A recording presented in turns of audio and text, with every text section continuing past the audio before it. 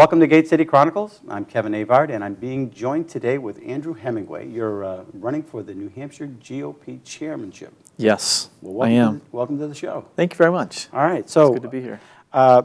Just for a little disclaimer, my first meeting with you was when I first ran. Yes. And you were basically teaching a lot of us how to campaign and using technology to do it. Yes. So, I was, yeah, that was a few years ago. right. And I was the chairman of the Republican Liberty Caucus of New Hampshire. It's a large statewide organization. It's the largest Republican organization in the state outside of the New Hampshire, the official GOP. Right. And I was the chairman. And my background is in tech and digital communications, specifically social media and things like that. And so, yeah, I was. This is kind of part of the reason why I got involved in Republican politics. Kind of to begin with. I was an entrepreneur. Mm-hmm. I started and built a tech company called Online Sports Coaching, and we were able to, be fairly successful in building out a tech business. And I was able to sell that company. And right around the time that a lot of conservative activists kind of started getting involved, and I had some time, and I started looking at the party, and started saying, where can I apply some of my skills and abilities? And I started by working with different candidates, just volunteering and saying, hey, I'd be happy to help you with social media. And 4 years ago, that was quite a big deal. It was really new to us. Yeah. And so then I was asked to be the chairman of the Republican Liberty Caucus, and we endorsed 100 state reps. We were successful in getting them elected to office. And through the use of social media. So you worked on statewide campaigns. Yes, yep. So I've done two different things on a statewide level. One was running a grassroots organization. We were very successful. We built that organization through a number of different avenues, which we can talk about later because I think they apply to the position that I'm running for right now. And then I've also run a statewide campaign in Newt Gingrich's presidential campaign. And man, what an experience to be a part of the First in the Nation primary and just the entire madness that occurs. It is an unbelievable experience. But it was great for me to be able to run a campaign of that magnitude at that level. And I learned things that you can only learn through once you're in there, doing it and experiencing it. One of the things that I've discovered, I'm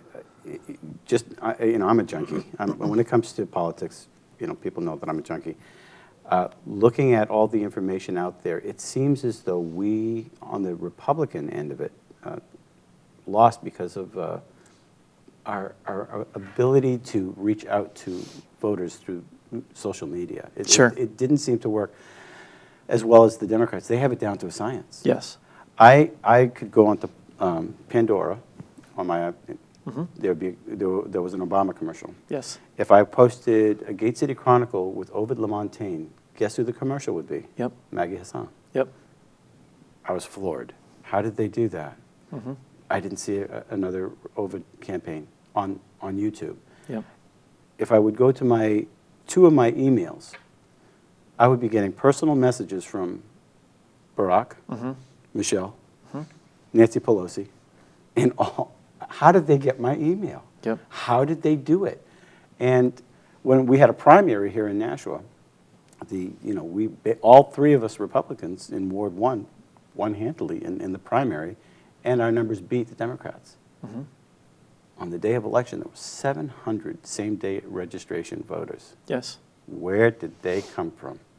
How do we fight something like that as far as reaching out to, I'm from Keene, I'm come to register, I go to Daniel Webster College, and I'm standing behind two of them in line. Right.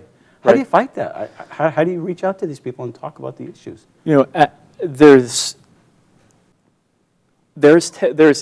answer very, very simply is number one, we need to have a better organized state committee that is prepared to run its own, get out the vote and campaign operations to help support the candidates.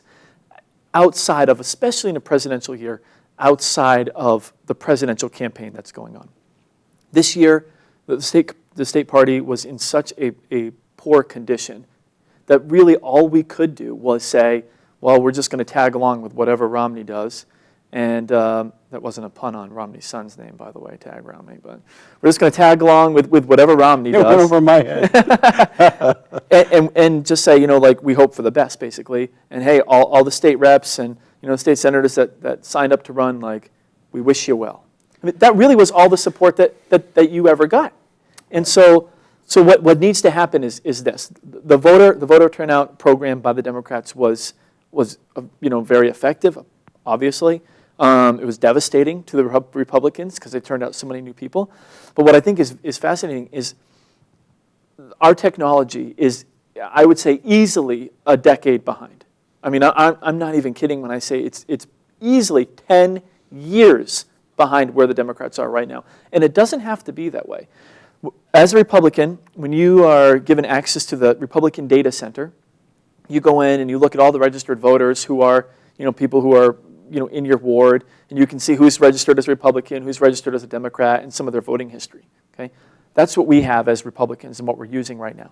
The Democrats, when they log into their system, they're seeing a completely different perspective because for Republicans, you have to go to the polls and register first as a voter, right, before we ever enter you into our data. So the voter makes the emotional investment to go to the polls. They stand in line. They've never heard from a Republican yet because no one even knows that they exist. They go to the polls, they register as a Democrat, and they vote. Well, the next cycle, now Republicans know this person voted, and now they know they exist. Do you see how far behind we are? Right. So of course we're losing the youth vote because we don't even know the youth exists until the next presidential election. So they vote when they're 18. We don't know about it. The next time they were contacted is when they turn 22. Right. And by then they've heard 4 years of Democrat messaging, and so now of course they're going, oh, I don't know. Well, just to prove your point is Revere College, that area, there were 900 same-day voters there. Yes. There were 700 in Ward 1, Daniel Webster. Yes.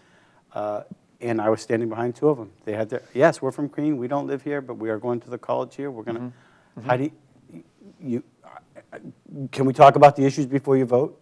Too late. Yeah, it is too late. It doesn't work. Right. So now that's one issue. Well, yeah, and let me say the solution to that problem is there is technology available. The idea that like Democrats have this exclusive, key, only they have the ability to be able to do this stuff is wrong. It's wrong. Most of this is all commercially available technologies that Republicans just have seen and refuse to use.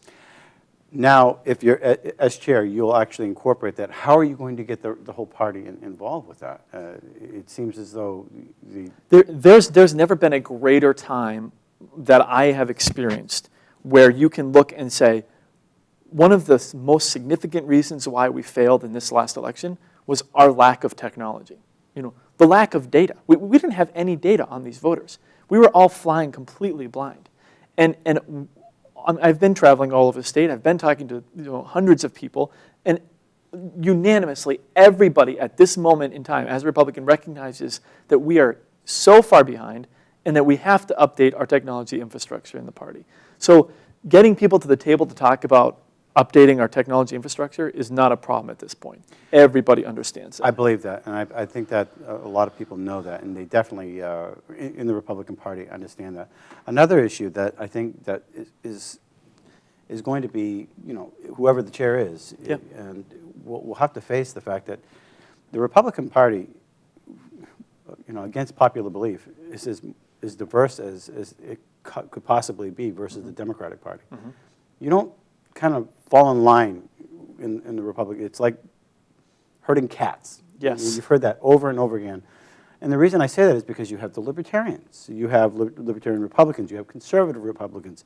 You have not so conservative Republicans. And then you have rhinos, which are Republican in name only. And as a party chair, you have a more difficult time rallying these people together and getting them to work together because they're so independent. Yes. Versus the Democratic Party, which, yes, you just vote this way. You don't have to think about it. Yes. And it's shameful. How do you bring everybody together? That is, well, it's their fault because they divided the party, or it's their fault they divided the party. Yes. How do you bring them together? So I think that there's a number of ways that you bring everybody together. And I think that this is this is about leadership and having the ability to lead. And I think what needs to be done is there needs to be a very clear set of an agenda. This is what the Republican State Committee is going to accomplish in the next year. And then there's a very clear call to get on board and to get busy and to get moving. And with momentum comes people's buy-in.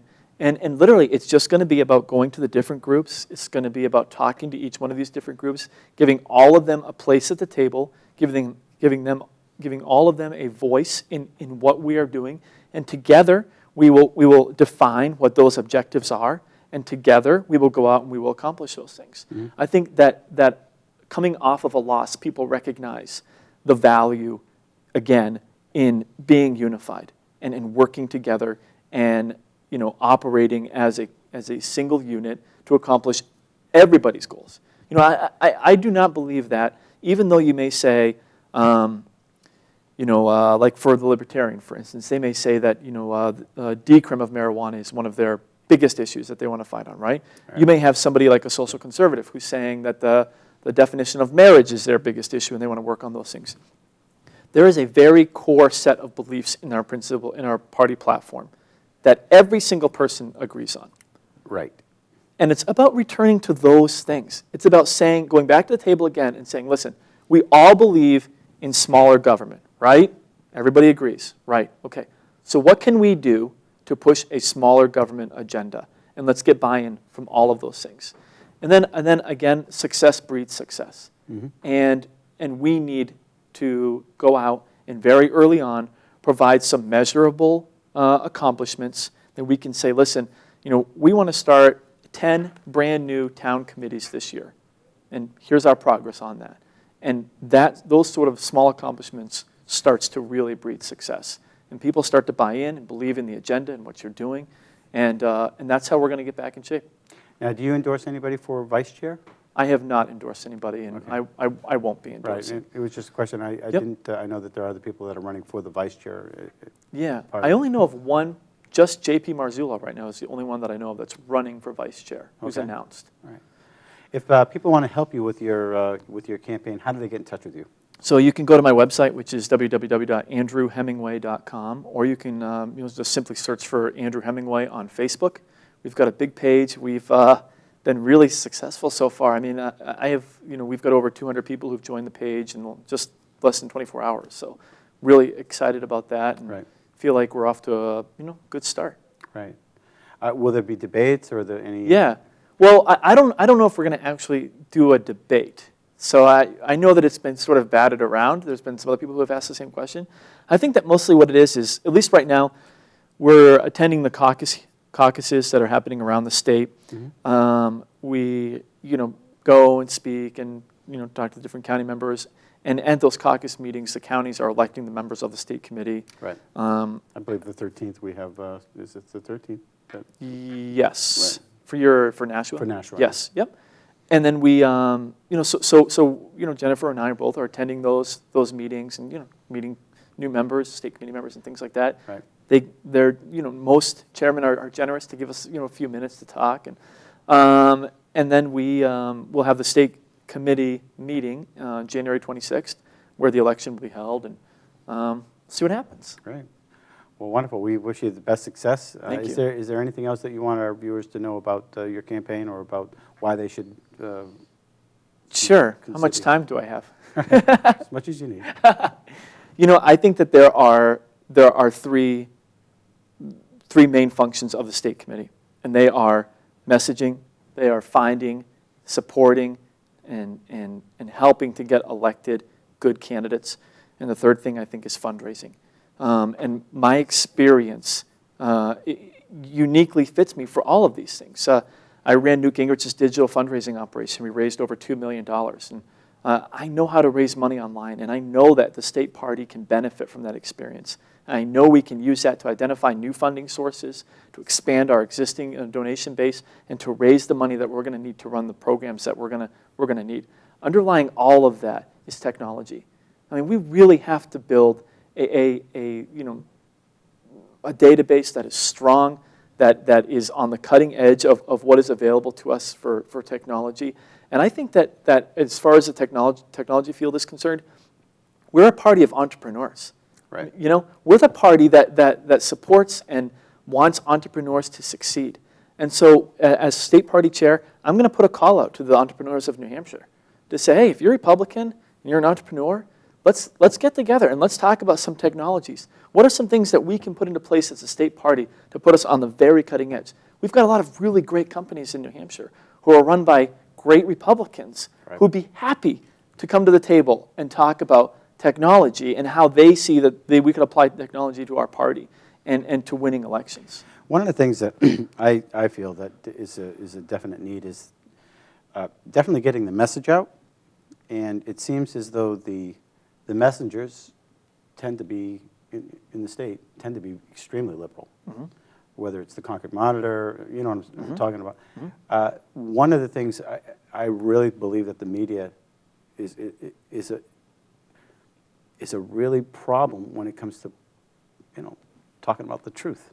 Mm-hmm. You know, what's going on up at the Capitol. Mm-hmm.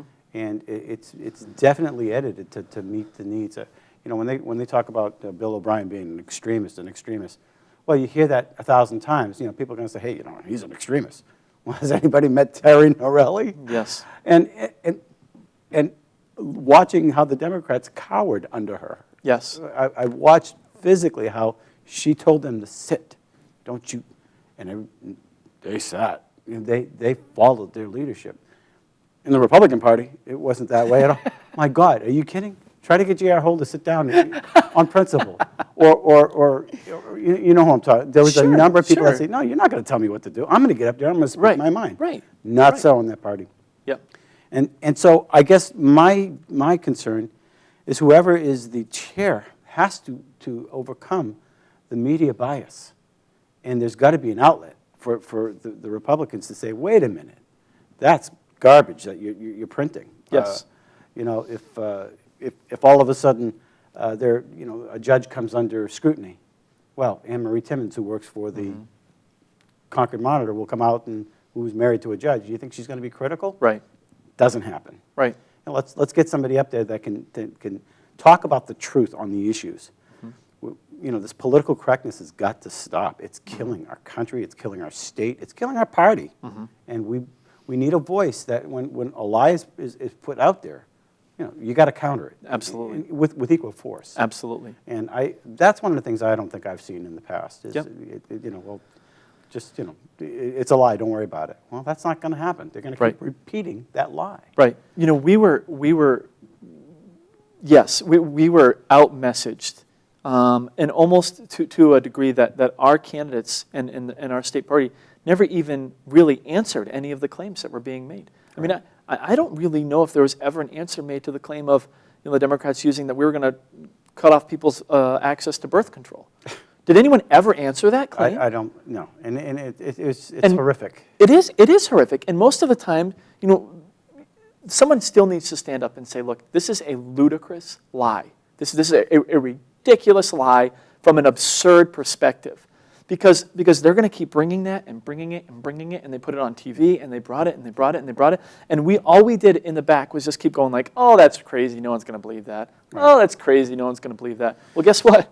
A lot of people believed that. What I think is going to be really artful in this term, both federal, local, county, they're going to raise taxes.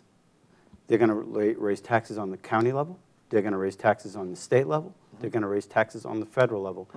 And with the help of the media, they're going to blame it all on the Republicans. Yes. And the Republicans aren't in power. That has to stop. Yes.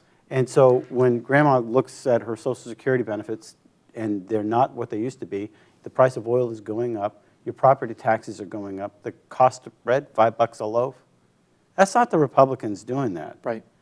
That message has got to get out. Yes. You know, somebody's been lying to you. Yes. Look, you know. Maggie Hassan isn't even nominated yet, or she's nominated. Hasn't even been, you know, sworn into office, right? Already, she has close to 25 brand new taxes that she's already put on the table. No. This is the woman who ran on low taxes, low spending. This was on her signs. Right. she's against the income tax. So of course she is. Right. But she'll tax everything else that moves. Including the vehicle registration. Vehicle registration is going back up. The cigarette tax is going back up. Gas tax is going back on the table. There are a number of brand new taxes that she's going to come out with. She was the creator of the LLC tax. Right. It was a small business income tax. She was the creator of that. Right. They're all coming back, and they're going to be pushed by Terry Norelli because, of course, she just finds great joy in taxing. I know. That's the solution to everything. Right. And we have to be, as Republicans out there, talking about with equal force. With equal force, Yeah. why these are wrong. This is the wrong way to fix our economy. Right. And talking about what is the right way to fix our economy, and get back to the point where we have a credible voice with the voters of New Hampshire, where we can stand before them with integrity and authenticity and tell them, the Republican way is the best way for you and for your family. All right. Well, we can see that you have a fire in your belly, so Yes. we wish you the best. And again, if you want to get in touch with Andrew and help him with this campaign, it's www.andrewhemingway.com. That's it. I remembered. It's awesome. That's pretty good for me.